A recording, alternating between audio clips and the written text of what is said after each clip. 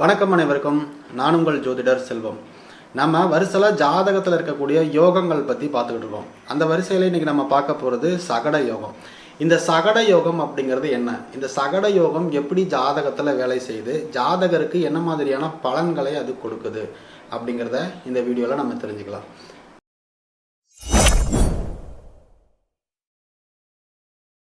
சகட யோகம் அப்படின்னா என்ன?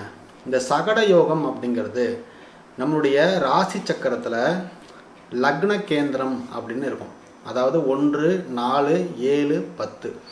அடுத்ததாக பணபரஸ்தானம் இருக்கும். 2, 5, 8, 11, 3, 6, 9, 12 அபோக்லியம்.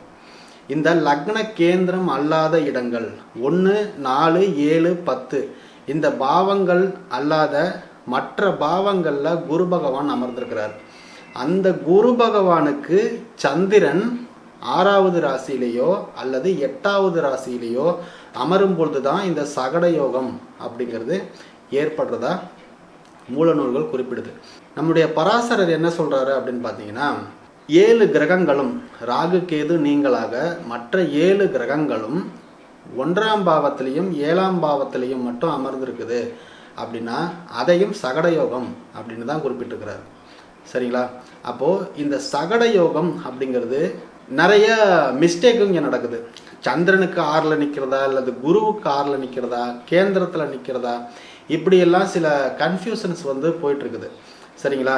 ஆனால் தெளிவாக என்ன சொல்கிறாங்க அப்படின்னா, குரு பகவான் கேந்திரங்களில் அமரல, மற்ற பாவங்களில் அமர்ந்திருக்கிறாரு அப்படின்னா குரு அமர்ந்த இடத்திற்கு எண்ணி வரும் பொழுது, சரிங்களா? இப்போ உதாரணத்துக்கு குரு பகவான் சிம்மத்தில் இருக்கிறாருன்னு வச்சுப்போம், சந்திரன் மகரத்தில் இருக்கிறாருன்னு வச்சுப்போம். இப்போ குருவுக்கு எண்ணுனீங்க அப்படின்னா சந்திரன் 6ஆம் பாவத்தில் இருப்பார். சந்திரனுக்கு எண்ணுனீங்கன்னா குரு பகவான் 8ல் இருப்பார். சந்திரனுக்கு 8ல் இருக்கிறது சகட யோகம் அப்படின்னு குறிப்பிடல. குருவுக்கு 6வது ராசியிலேயோ அல்லது 8வது ராசியிலேயே அமரும் பொழுது தான் சகட யோகம் அப்படின்னு குறிப்பிட்டிருக்கிறாங்க. சரிங்களா? அப்போது இந்த குரு பகவான் கேந்திரங்களில் அமரும் பொழுது சகட தோஷம் கிடையாது. அதே மாதிரி சந்திரனுக்கு 6லேயோ அல்லது 8லேயோ அமரும் பொழுதும் சகட யோகம் இல்லை அப்படிங்கிறத தெளிவாக குறிப்பிட்டிருக்கிறாங்க. அப்போ நம்ம நல்லா புரிஞ்சுக்க வேண்டியது, குரு பகவான் நின்ற ராசிக்கு 6வது ராசியிலேயோ அல்லது 8வது ராசியிலேயோ சந்திரன் போய் அமரும் பொழுது தான் சகட யோகம் வேலை செய்யும்.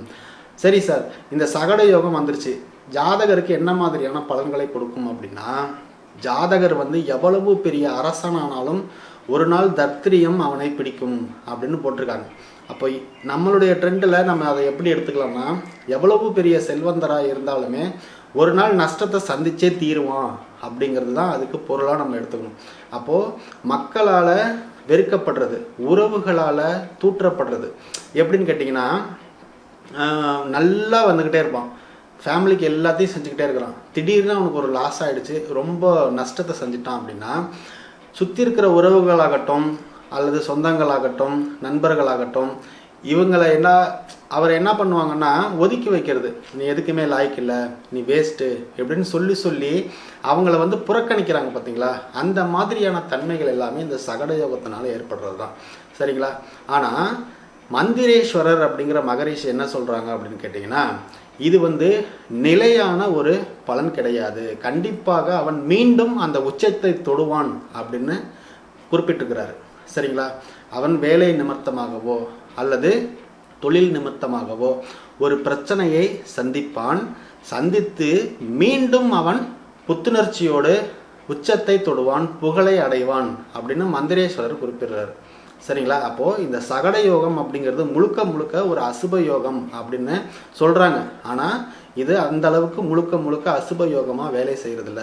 ஒருத்தவன் தோத்துட்டான் அப்படின்னா மீண்டும் அவன் எப்படி ஜெயிக்கணும்னு தான் யோசிப்பானே தவிர எப்படி திரும்பியும் தோக்கலாம்லாம் யோசிக்க மாட்டான். அந்த லாஜிக்கை வச்சு பார்க்கும்போது மந்திரேஸ்வரர் சொல்கிறது எனக்கு சாட்டிஸ்ஃபைடாக இருக்குது. உங்களுக்கு எப்படி இருக்குது அப்படிங்கிறத மறக்காமல் கீழே கமெண்ட் பண்ணுங்கள்.